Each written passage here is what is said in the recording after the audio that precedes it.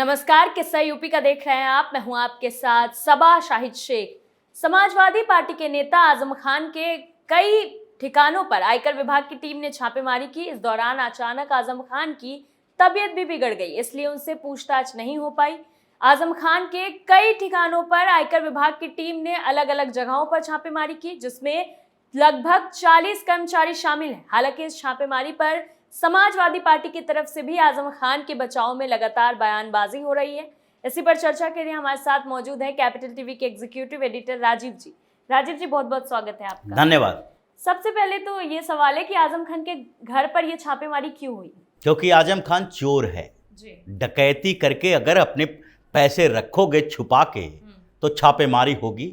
आय से ज्यादा संपत्ति के मामलों में छापेमारी इनकम टैक्स डिपार्टमेंट ने की है, जौहर ट्रस्ट को, और दूसरे जो इसने हलफनामा दायर किया था कोर्ट के अंदर हलफनामा खुद आजम खान ने, अब्दुल्ला आजम ने, इन लोगों ने जमा किया था। और जब ये जो हलफनामा दायर किया गया था उसमें प्रॉपर्टी का रिकॉर्ड दिया था कि कहां कहां इनके पास प्रॉपर्टी है, कितने चल संपत्ति है, कितनी अचल संपत्ति है, और सोना कितना है रखा हुआ, कितने पैसे की हम लोगों ने ट्रांजैक्शन किया है। लेकिन जब इसी के दिए हुए सारे डिटेल को इनकम टैक्स ने जांच करना शुरू किया तो इनकम टैक्स को लगा कि इसमें तो कई खामियां दिखाई पड़ रही है।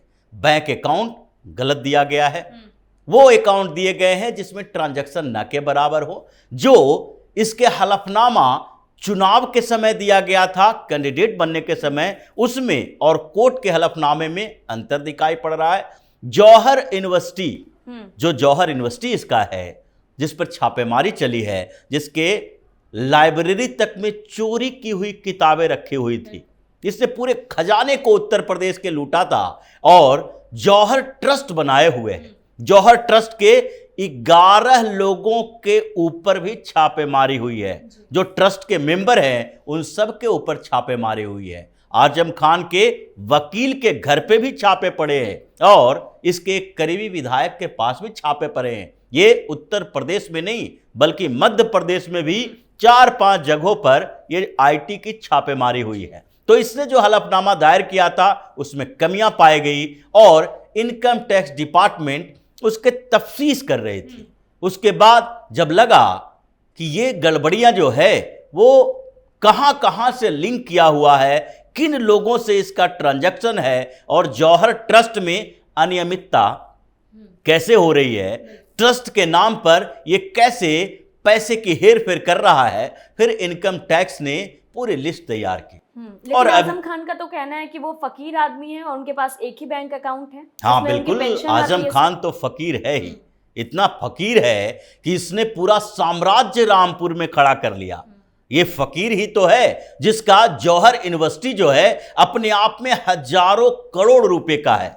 ये फकीर है जिसके कारण रामपुर के लोग त्रस्त हैं इस बात को लेकर कि जौहर यूनिवर्सिटी जब ये बना रहा था तो उस समय आसपास के जितने जमीनें थी जबरदस्ती उसके ऊपर कब्जा किया, क्योंकि सरकार आजम खान की, मुलायम सिंह यादव की, अखिलेश यादव की, अब वैसे दौर में तो आजम खान की तूती बोलती थी। आज वहां के लोग इतने त्रस्त रहे आजम खान से कि बाप बेटा दोनों की जो सांसदी और विधायकी थी चली गई, और फिर जब चुनाव लड़ा तो उसके बाद लोकसभा का क्षेत्र तो गया ही, रामपुर विधानसभा का क्षेत्र भी इसके हाथ से चला गया।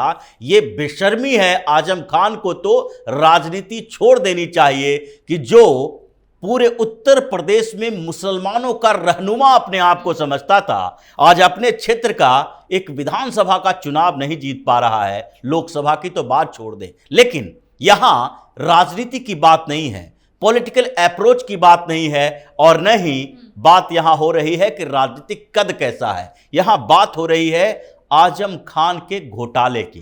वो जो फंड चुनाव के लिए देता है अखिलेश यादव को, ये बाद में बात करेंगे हम लोग कि क्यों समाजवादी पार्टी बौखलाई हुई है। अखिलेश यादव का पूरा कुनबा इसके सपोर्ट में उतरा हुआ है। राम गोपाल यादव चिल्ला रहे हैं आजम खान के खिलाफ तो बड़ी कार्रवाई हो रही है, ये बदला लिया जा रहा है। लेकिन सबसे पहले ये जानना जरूरी है कि अगर ये फकीर है तो इसके घर पर जो छापेमारी हुई उसमें इतना सोना कहां से बरामद हुआ।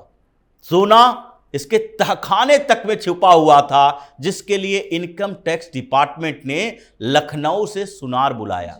ये सुनार क्यों बुलाया? क्योंकि इन अधिकारियों को भी लगा इतना सारा जो सोना है इसका वैल्यूएशन तो तब होगा जबकि पता चलेगा ये ओरिजिनल है या डुप्लीकेट है। क्योंकि एक साथ इतना सोना, इतनी ज्वेलरी देखना अपने आप में आश्चर्य की बात है कि ये लोग जो कि अपने आप को फकीर कहता है और जो हलफनामा दिया था उसमें एक अकाउंट है, इतना ही ट्रांजैक्शन है ट्रस्ट के नाम पर, यानी कि जौहर ट्रस्ट बनाकर यूनिवर्सिटी बनाएंगे और कहेंगे हम तो ट्रस्टी हैं, हम तो इससे कोई फायदा ही नहीं लेते हैं, लेकिन सारा फायदा आजम खान के जेब में है। तो इसलिए उसके लिए सुनार बुलाना पड़ा। वो सोने को देखा, परखा, उसके बाद उसका वैल्यूएशन कर रहा था। अभी तो जो सामान मिले हैं, जितने पैसे मिले हैं, जो दस्तावेज मिले हैं, जो ज्वेलरी मिली है, ये सारे का आकलन होने में टाइम लगेगा। जब आकलन होगा तो इनकम टैक्स डिपार्टमेंट के तरफ से ये बताया जाएगा कि ये जो फकीर है ये कितना करोड़ की अरब, कितने पैसा इसके पास रखा हुआ था अनअकाउंटेड, यानी कि जिसकी गिनती नहीं है, जिसको बताया नहीं जा सकता ये पैसे कहां से आए। ऐसे ही एक फकीर और समाजवादी पार्टी का था, ये उन्नाव कानपुर वाला इत्र व्यापारी, उसके घर पे भी छापेमारी हुई थी। 200 करोड़ रुपया नकद मिले थे। ऐसे ही वो भी अपने आप को कहता था कि हम तो बहुत सामान्य व्यक्ति हैं, इत्र का कारोबार करते हैं। लेकिन जो जांच हुई तो पता चला कि छापेमारी में कि कितना करोड़ों करोड़ रुपया रखे हैं, विदेशी मुद्रा रखा हुआ है, सोने का बिस्किट रखा हुआ है और कैश में 200 करोड़ रुपए रखे हुए हैं। कुछ इसी तरह का आजम खान के हिसाब भी है। और आजम खान का ये पैसा केवल आजम खान का नहीं है। ये जो राम गोपाल यादव, अखिलेश यादव चिल्ला चिल्ला के बोल रहे हैं, शफीकुर रहमान तो इसलिए बोल रहा है क्योंकि वो भी मुसलमान और आजम खान भी मुसलमान। अगर शफीकुर रहमान नहीं बोलेगा तो उसके क्षेत्र के लोग ये कहेंगे कि कम से कम अपने धर्म के लोगों की सहायता तो कर लो, उनके पक्ष में तो बोल लो। ऐसे शफीकुर रहमान और आजम खान के बीच व्यक्तिगत संबंध बिल्कुल खराब है। ये दोनों के दोनों ये नहीं चाहता कि हमारे क्षेत्र में दूसरा आए।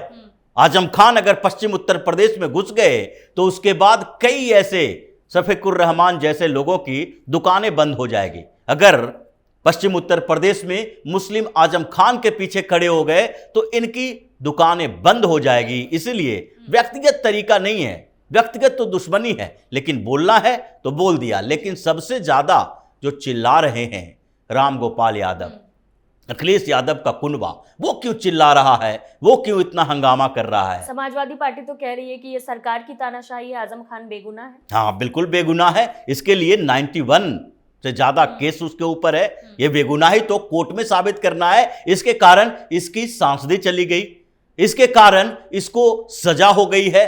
सारे के सारे मामले हैं जो फर्जी हैं। आजम खान बिल्कुल बेगुनाह दूध का धुला हुआ आदमी है, जिसको कोर्ट में जब पेश किया जाता है तो पता चलता है। अब्दुल्ला आजम जो इसका बेटा है, मारपीट करता है टोल पे, किसी भी अधिकारी के साथ गुंडागर्दी करता है। ये जो इसकी विधायकी गई इसके बेटे की, उसकी किस मामले में गई? ये तो बिल्कुल शरीफ लोग हैं और इसी शराफत का नतीजा है कि आज इन लोगों के ऊपर 100 के करीब मामले चल रहे हैं। ये समाजवादी पार्टी गुंडों लुटेरों की पार्टी है और इसमें 90% जो नेता हैं वो इसी तरह के हैं जैसे कि आजम खान है। इरफान सोलंकी भी ईमानदार नेता है, बहुत ईमानदार, इतना ईमानदार कि इतने दिनों से जेल में है, हाई कोर्ट दौड़ रहा है, लेकिन बेल नहीं मिल रही। अगर सरकार गलत है, सरकार तानाशाही कर रही है, जबरदस्ती फंसाया जा रहा है, तो कोर्ट में तुम्हारे वकील क्या 2 कौड़ी के वकील के रखे हो? क्या उन लोगों को पता नहीं है कि जमानत के लिए हमें कौन सा तर्क देना है? उसके खिलाफ मामला है, सबूत है, तभी उसे बेल नहीं मिल रही है। तो समाजवादी पार्टी का यह आधार है। लेकिन राम गोपाल यादव हो या अखिलेश यादव, शिवपाल यादव अभी तक बहुत ज्यादा चिल्ला नहीं रहे, लेकिन राम गोपाल यादव जो अखिलेश यादव के गोद में बैठे हुए हैं, जब परिवार में कलह हुआ, और जब मुलायम सिंह यादव तक को अखिलेश यादव ने दरकिनार कर दिया, तब भी राम गोपाल यादव को अपने साथ रखे हुए था। और राम गोपाल यादव समझता है कि ये जो आगे चुनाव होने वाले हैं, उस चुनाव में क्या होगा, चुनाव के पहले जो इलेक्शन फंड है अखिलेश यादव के, वो तो कहीं न कहीं रामपुर से होता हुआ भी गुजरेगा। और ये जो ब्लैक मनी आजम खान इतने साल से जमा करता रहा है, उसमें इन समाजवादी पार्टी के मुखिया अखिलेश यादव के परिवार की भी बड़ी हिस्सेदारी होती है। और इसलिए ये लोग बौखलाया हुआ है कि इनकम टैक्स डिपार्टमेंट जब डिटेल देगा, जब बताएगा कि क्या क्या मिला है, तो उसके बाद समाजवादी पार्टी की रही बची खुची जो साख है, जो थोड़े बहुत अभी ये लोग कूद रहे हैं घोसी उपचुनाव में जीत के बाद से, वो सारा का सारा धाराशायी हो जाएगा। और आजम खान के रास्ते अखिलेश यादव तक भी आईटी की टीम पहुंचने वाली है। आय से अधिक संपत्ति के मामले में अखिलेश यादव भी फंसे हुए हैं। इनके पास भी करोड़ों की आय से अधिक की संपत्ति है और अब अगला नंबर अखिलेश का ही आने वाला है। इसलिए पहले से सुरक्षा घेरा बना के रखे हुए आजम खान के लिए। जी, शुक्रिया राजीव जी आपका तमाम जानकारियों के लिए। धन्यवाद। हालांकि आजम खान के ठिकानों पर छापेमारी के बाद से सियासत काफी गर्मा गई और विपक्ष लगातार सरकार को घेरने में लगा है। हालांकि इनकम टैक्स की टीम ने आजम खान की अली जौहर यूनिवर्सिटी के ट्रस्ट और खातों के लेन देन की जांच की। इस दौरान आजम खान के परिवार में घर के सदस्य भी मौजूद रहे। उनके घर को केंद्रीय सुरक्षा बलों ने चारों तरफ से घेरा रखा और किसी को भी आने जाने की इजाजत नहीं दी। फिलहाल के लिए किस्सा यूपी का में इतना ही। देखते रहिए कैपिटल टीवी उत्तर प्रदेश। नमस्कार।